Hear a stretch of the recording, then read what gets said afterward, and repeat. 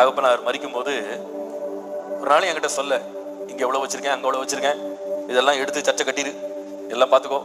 சொல்லவே இல்லை. அவங்ககிட்ட இருந்தா தானே சொல்றதுக்கு. அவங்ககிட்ட இல்லை, எங்கிட்டையும் இல்லை. நேற்றுக்கு நிறைய அற்புதங்கள், ஒவ்வொரு வாரம் அற்புதம் தான். கர்த்தர் நடத்துற அதிசயங்கள்லாம் வந்து சில விவரிக்க கூட முடியாது.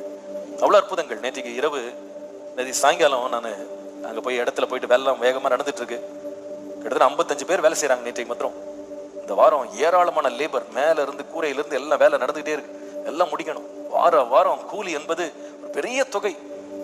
நேற்றுக்கு சாயங்காலம் வந்து நம்ம கமிட்டியில் இருக்க டேவிட் பால் அவர் வந்து எனக்கு வாட்ஸ்அப் பண்ணார். அண்ணே, இவ்வளவு கூலி, இதுல ஒரு பார்ட் மட்டும் நீங்க இன்னைக்கு முடிஞ்சா கொடுத்துருங்க, நம்ம மீதி திங்கக்கிழமை கொடுத்துடலாம், நீங்க யோசிங்க அப்படின்னு சொல்லி அனுப்பியிருந்தார். நானும் இந்த வாரம் எனக்கு ஜனங்க கொடுத்த காணிக்கைகள் எல்லாத்தையும் எல்லாம் முன்னா சேர்த்துட்டு எல்லாத்தையும் கலெக்ட் பண்ணி, நான் முழுசா எண்ணல, எல்லாத்தையும் எடுத்துட்டு அப்படியே போயிட்டேன். எல்லாம் போயிட்டு கொடுத்துட்டேன். கொடுத்து எல்லாம் எண்ணுங்க, எவ்வளவு இருக்குன்னு பார்க்கலாம். எல்லாம் எண்ணி முடிச்சா நீங்க நம்ப மாட்டீங்க, எவ்வளவு அங்க எழுதி இருந்ததோ அது அங்க அப்படியே இருந்தது. அந்த காசு அப்படியே இருந்தது.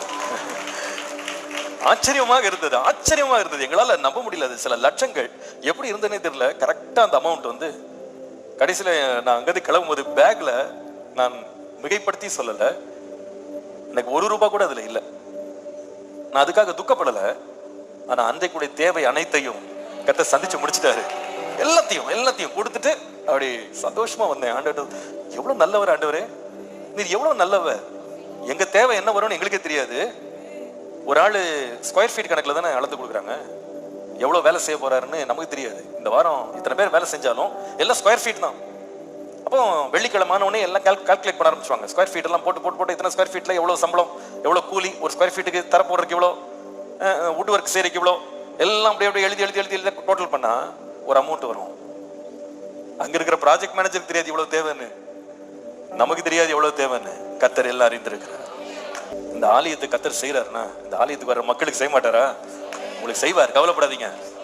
உங்களை பற்றி கர்த்தர் ஒரு திட்டம் வச்சுட்டாரு அப்படின்னா அது நடக்குங்க. அது கர்த்தர் கூட இருந்து நடத்துவாருங்க, பயப்படாதீங்க. God's plan, God's purpose in your life will be fulfilled. எப்படி தெரியுமா? யாரையோ ஒருத்தர் சொல்லி எப்பா செஞ்சு கொடுத்து பாப்பா, அவனுக்கு அப்படி சொல்ல மாட்டாரு. நான் கூட இருக்கேன், கவலைப்படாது. நீ கட்டி முடிக்கிற வரைக்கும் கூடவே இருப்பேன், கவலைப்படாது. இதை நிறைவேற்றி முடிக்கிற வரைக்கும் கூடவே இருப்பேன். நான் தானே உனக்கு திட்டம் கொடுத்தேன், நான் தானே ஆரம்பிச்சேன், முடிக்க வரைக்கும் கவலைப்படாது. நானே கூட இருந்து எல்லாம் செஞ்சு முடிச்சிருவேன். உங்களுடைய தேவன் எவ்வளவு நல்லவருங்க.